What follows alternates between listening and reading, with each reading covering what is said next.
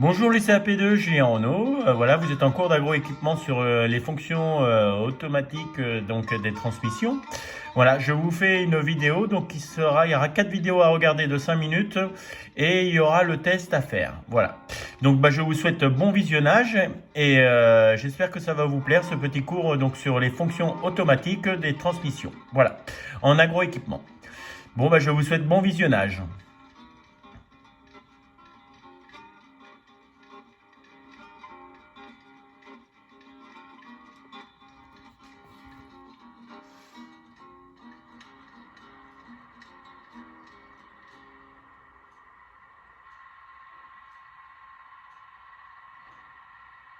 Dans un tracteur agricole, la puissance du moteur est transmise aux différents récepteurs.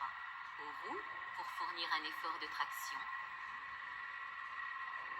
À la prise de puissance, pour animer les outils. À la pompe, pour produire de l'énergie hydraulique.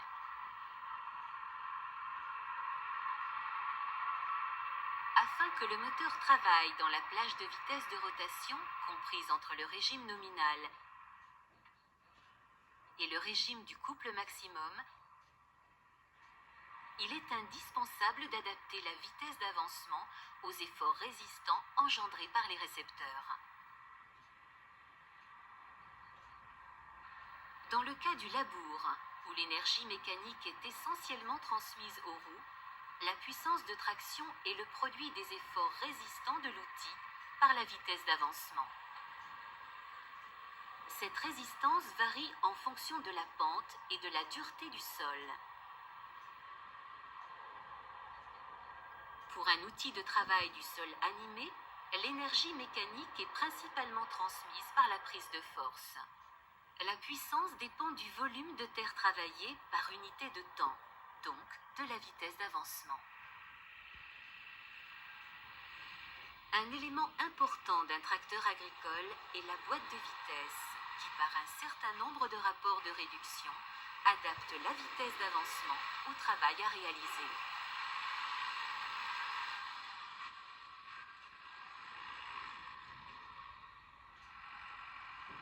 Elle permet aussi l'inversion du sens de marche pour effectuer les manœuvres.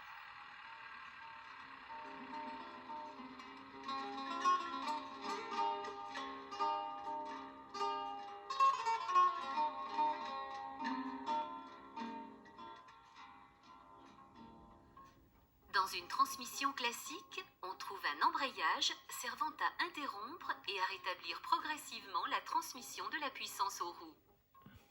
Le mouvement du moteur arrive ensuite dans la boîte de vitesse constituée de plusieurs arbres. Un arbre d'entrée relié à l'arbre intermédiaire qui entraîne les pignons de l'arbre de sortie. La vitesse de rotation peut être modifiée en changeant la combinaison des pignons en prise. Ainsi, on adapte la vitesse d'avancement du véhicule au travail à réaliser.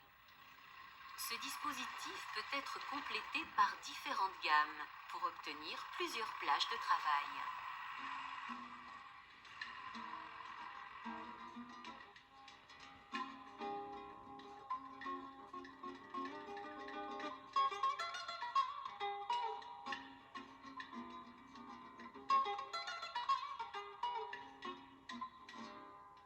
Les pignons de l'arbre intermédiaire entraînent ceux de l'arbre de sortie, mais ces derniers tournent librement sur leur axe.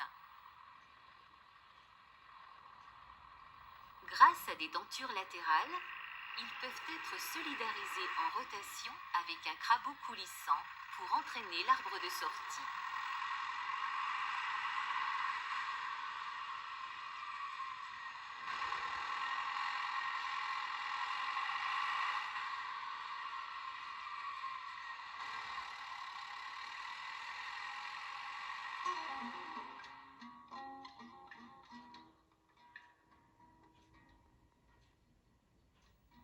Les synchroniseurs ont pour but de faire correspondre le mouvement de l'arbre avec celui du pignon avant de réaliser le crabotage.